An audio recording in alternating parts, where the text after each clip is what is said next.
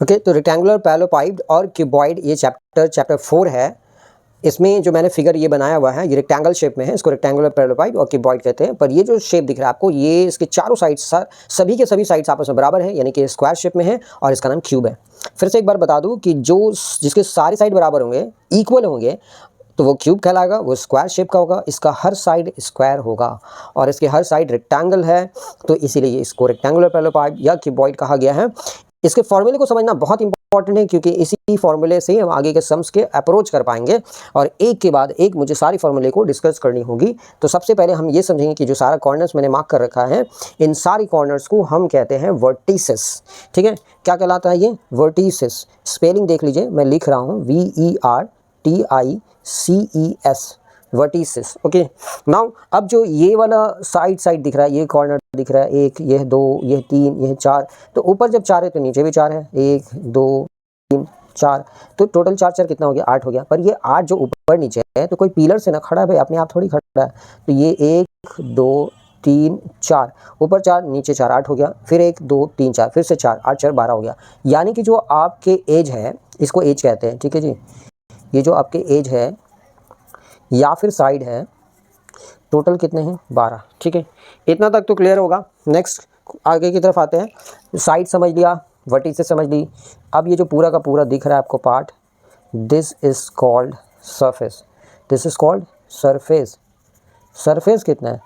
तो अपने mobile phone को भी उठाकर गिन सकते हैं उसके सरफेस कितने होते हैं। तो एक ऊपर की तरफ दिख रहा है, एक नीचे की तरफ है, यानी कि ये वाला है।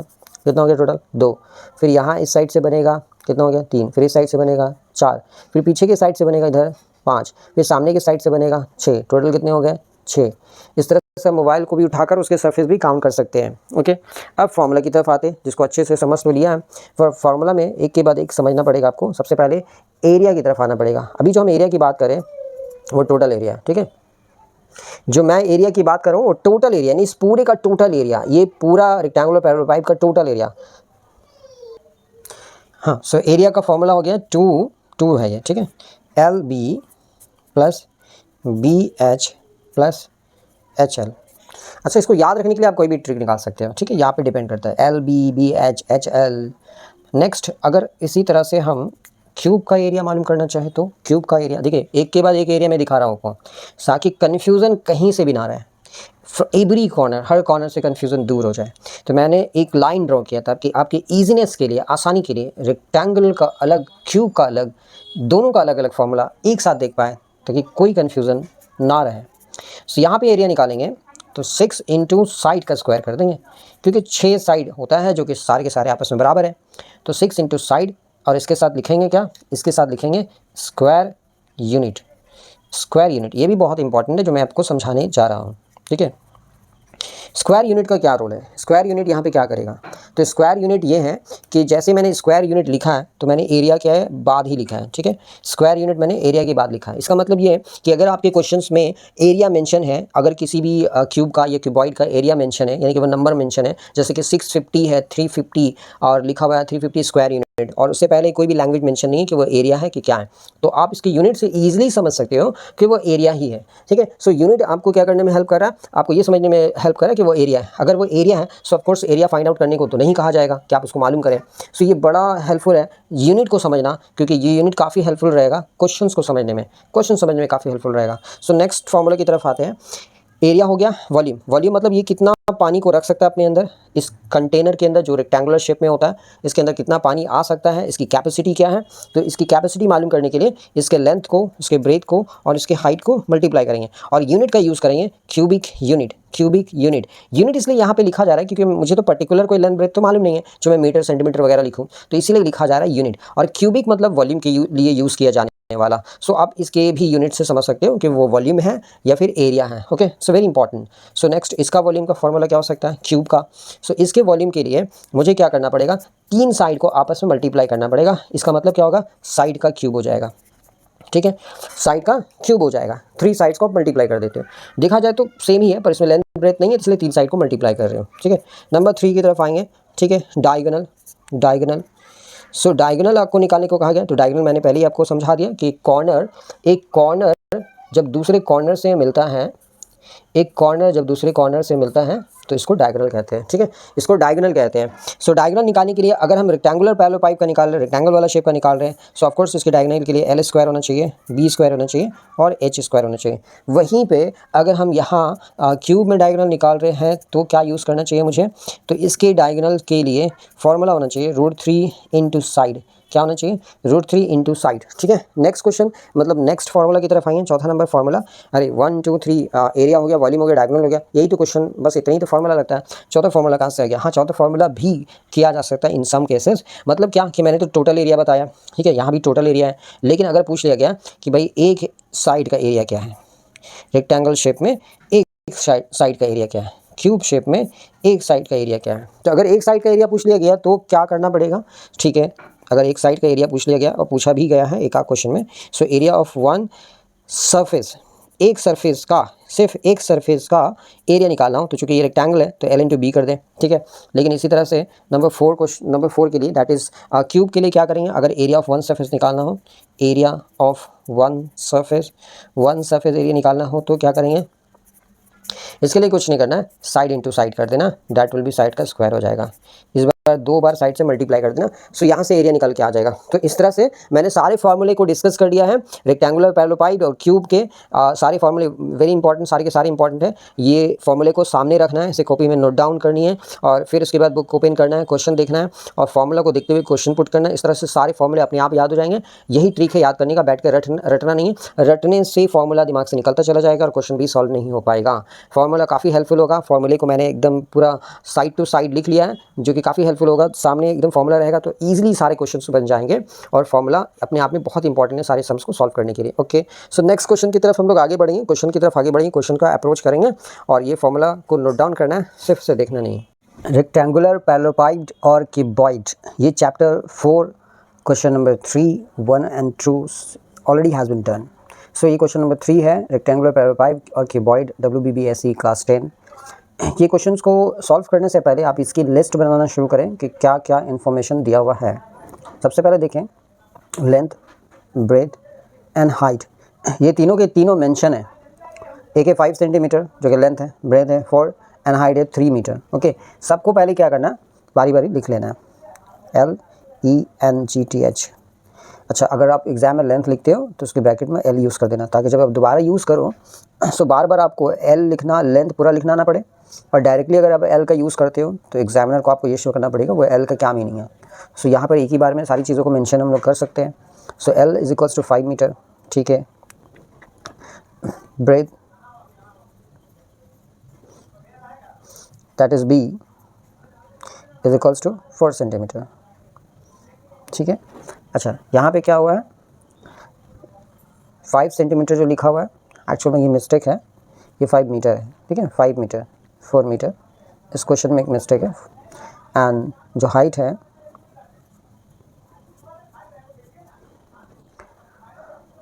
That is H = 3 metre. सो मैंने सारा इन्फॉर्मेशन लिख दिया है, आपके सामने ही है, लेंथ है, ब्रेथ है एंड हाइट है, ठीक है।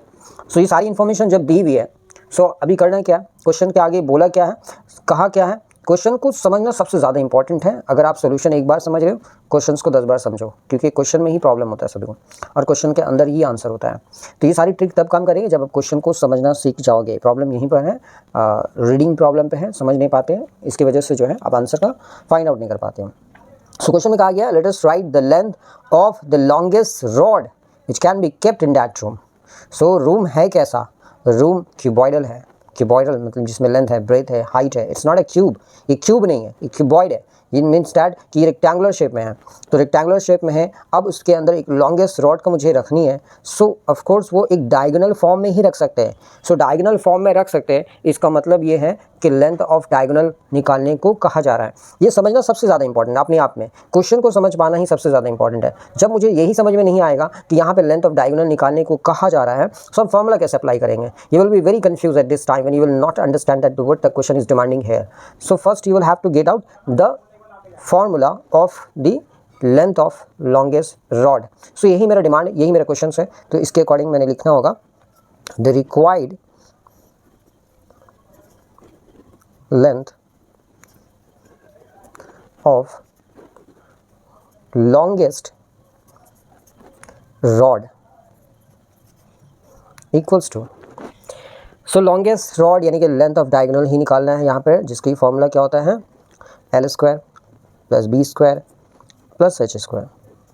अब यहाँ पे आप एल का शॉर्ट फॉर्म यूज़ करें, बी का शॉर्ट फॉर्म यूज़ करें, एच का शॉर्ट फॉर्म यूज़ करें, क्योंकि आपने पहले ही दिखा दिया what is the meaning of here L B and H.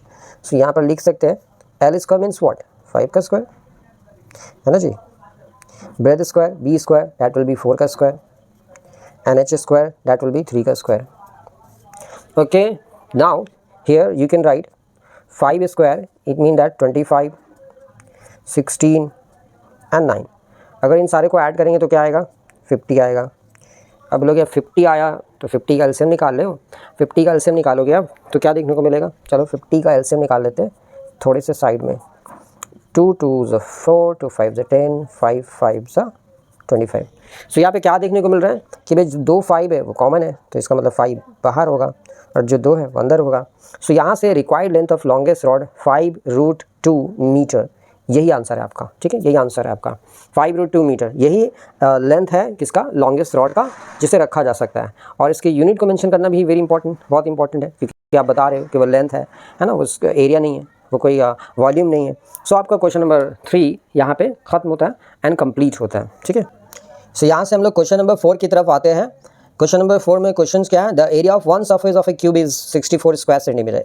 एक सरफेस का एरिया दिया हुआ क्यूब का, एक सरफेस का एरिया, चूँकि मैंने फॉर्मूला में पहले डिस्कस कर चुका हूँ कि एक सरफेस का एरिया का क्या मतलब है, एक ही सरफेस का एरिया दिया हुआ, पूरा नहीं दिया हुआ है, एक ही सरफेस का दिया हुआ है, सिर्फ एक ही सरफेस का। सो एक ही सरफेस का एरिया दिया हुआ है और एक सरफेस का एरिया का फॉर्मूला क्या होता है, तो उसके ऊपर नज़र डालेंगे। पर इससे पहले जो सरफेस जो एक साइड है, यानी कि वन साइड एक क्यूब का जो हो सकता है, यानी कि एक साइड, उसको हम लोग सपोज कर लेते हैं। इससे पहले हम लोग मान लेते हैं कि let the length of one side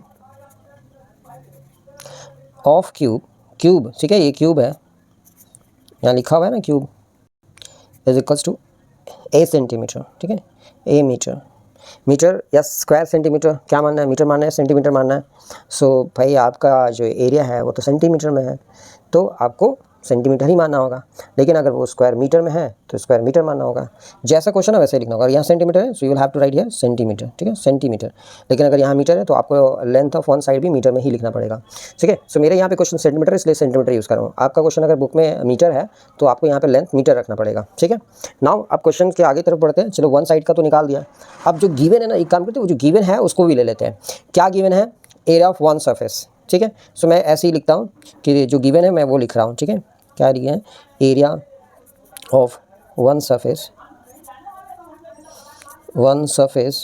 of a cube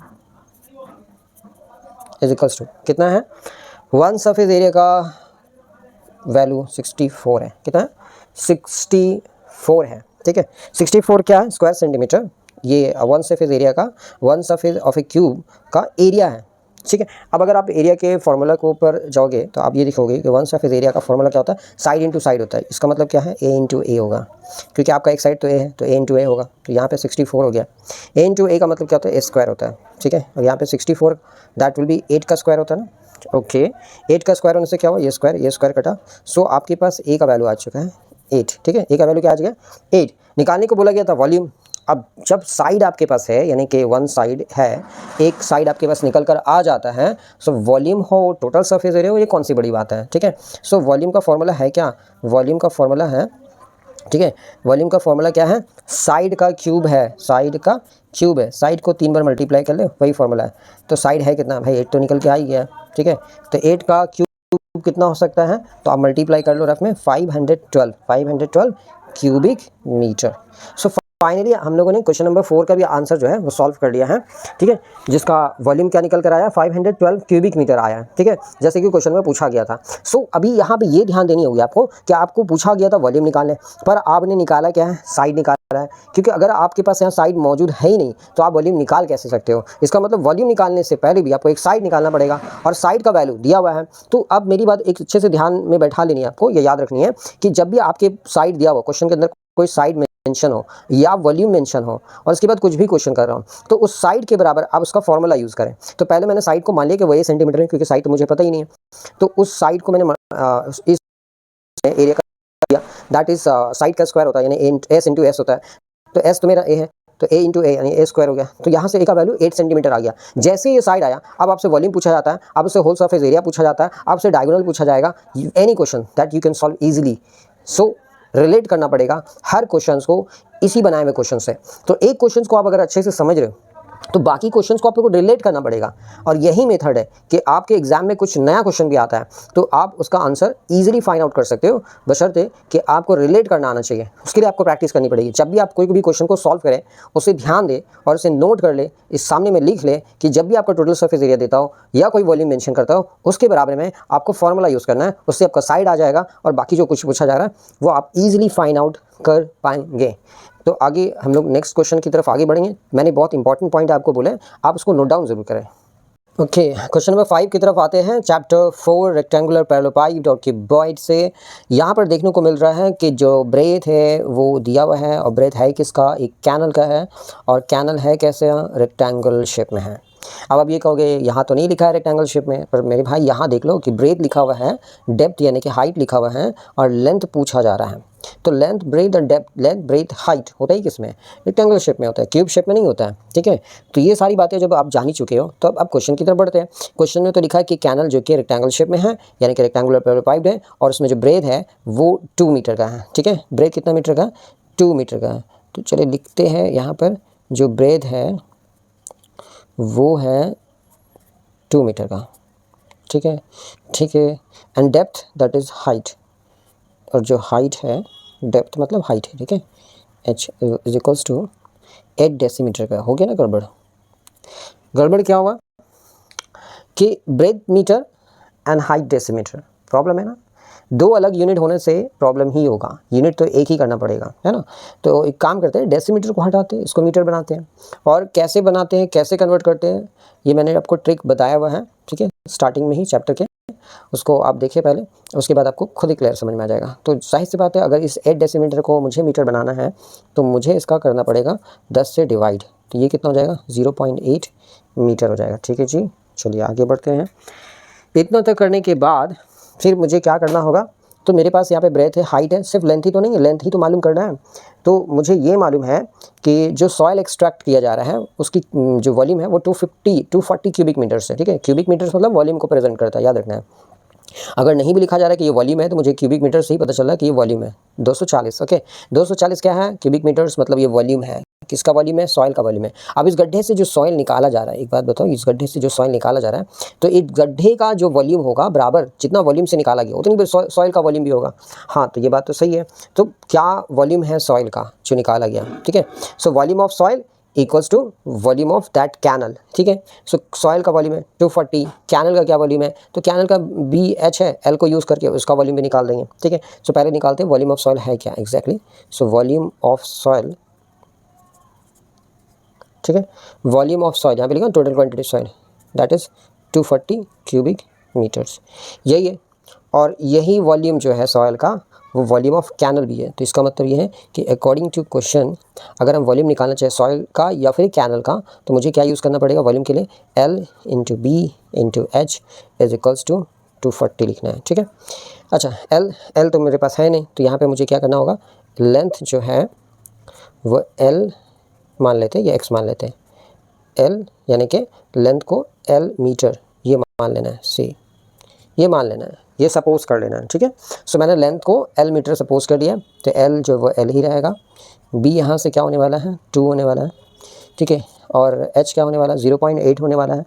ठीक, क्या होने वाला है 0.8, या आप कह सकते हो तो 8/10, ये भी ठीक है, चलेगा, दोनों ही सही भाई, एक ही बात है। ठीक है, अब हम लोग उसको काटना शुरू कर सकते हैं। तो आप देखोगे 8 का टेबल से ये कितनी बार कटेगा, 3 टाइम्स कटेगा ना, 8 3 = 20।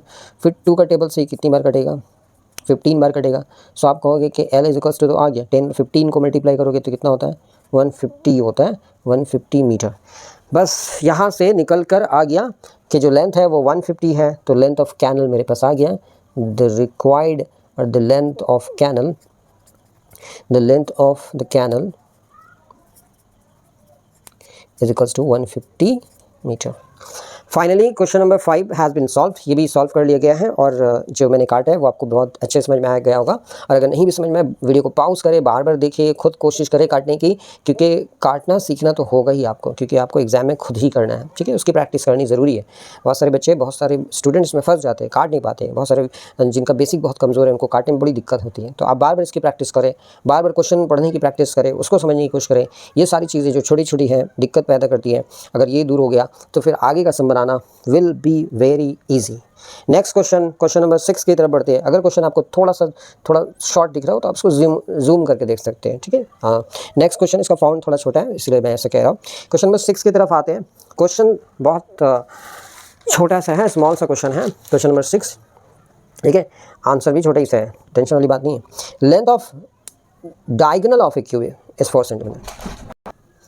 देखिए यहाँ क्वेश्चन नंबर 6 है, फिर से वही क्वेश्चन, डायगोनल दिया हुआ है। तो मैंने पहले ही कहा था कि अगर डायगोनल है, वॉल्यूम है, एरिया है, इसके बराबर में आपको फॉर्मूला लिखना है, जिससे इसको आपका साइड पता चलेगा। और साइड पता चल गया सो यहाँ से आप टोटल सरफेस एरिया हो, वॉल्यूम हो, या फिर डायगोनल पूछा गया हो, कुछ भी पूछा गया हो, आप मालूम कर सकते हैं। सो आपको यहाँ पर एक चीज़ याद रखनी पड़ेगी, इस क्वेश्चन को यहाँ आपको रिलेट करना ही पड़ेगा कि डायगोनल है, अगर एरिया है या वॉल्यूम मेंशन है, उसके बराबर में उसका फॉर्मूला को यूज़ करें।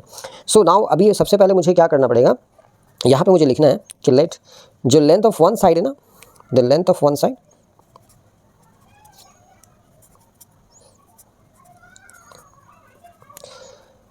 Is equals to A centimetre है, ठीक है। एक साइड तो मानना पड़ेगा आपको, वो लिखना पड़ेगा। अगर एक साइड ए है तो जो डायगोनल का लेंथ दिया हुआ वो लिख लेते हैं, length of diagonal is equals to कितना है, 4 4 क्या, ठीक है, 4√3 सेंटीमीटर। आई थिंक यहाँ पे √3 मिसिंग है, ये 4√3 है जो इस क्वेश्चन में मिसिंग हो गया, ठीक है। इस क्वेश्चन में मिसिंग हो गया, यहाँ पे 4√3 सेंटीमीटर होना चाहिए। सो √3 छूट गया यहाँ पे। सो लेंथ ऑफ डायगोनल क्या है, 4√3 सेंटीमीटर है। ये लेंथ ऑफ डायगोनल है और मुझे पता है लेंथ ऑफ डायगोनल का फॉर्मूला क्या है, √3 इंटू साइड होता है। जैसे मैंने ये फॉर्मूला लिखा, मुझे यहाँ पे क्या दिखा, फौरन कि अरे यहाँ से √3 और √3 तो कैंसिल है। जो ये कैंसिल है तो साइड कितना हुआ, साइड हो गया 4 क्या, ऑफ कोर्स यहाँ सेंटीमीटर ना क्वेश्चन में, तो सेंटीमीटर यूनिट देनी पड़ेगी आपको। सो सेंटीमीटर हो गया। आप पूछा गया calculate total surface area, total surface area आपसे पूछा गया, टोटल सरफेस एरिया, TS है, टोटल सरफेस एरिया, ठीक है। टोटल सरफेस एरिया पूछा गया क्यूब का, फॉर्मूला क्या होता है, 6 इंटू साइड का स्क्वायर। मैंने जो फॉर्मूला लिखा है ना स्टार्टिंग में, उसे को बड़ी ध्यान देने की ज़रूरत है। 6 इंटू साइड का स्क्वायर है, तो यानी 6 इंटू 4 का स्क्वायर, क्योंकि साइड आपका 4 है, तो 6 इंटू 4 मतलब 4 का स्क्वायर मतलब 16 and that will B 96 square centimetre. हो गया answer complete. So question number 6 भी सॉल्व हो गया और इसको सॉल्व करने के लिए मैंने फिर से वही ट्रिक लगाया, जो लेंथ ऑफ डायगोनल लिखा हुआ जो वैल्यू दी हुई है उसी का वहाँ यहाँ सामने में मैंने फॉर्मूला यूज़ किया है, जिससे √3 कैंसिल होने पर साइड मुझे मिल गया। और जब साइड मिल गया तो टोटल सरफेस एरिया का है, वॉल्यूम का है, कुछ भी का है, निकाल सकते हैं। It's easy. सो आसान बना दिया है और ईजी बना दिया है। इसे नीडी स्टूडेंट तक ज़रूर शेयर करना है। आगे की क्वेश्चन की तरफ बढ़ते हैं।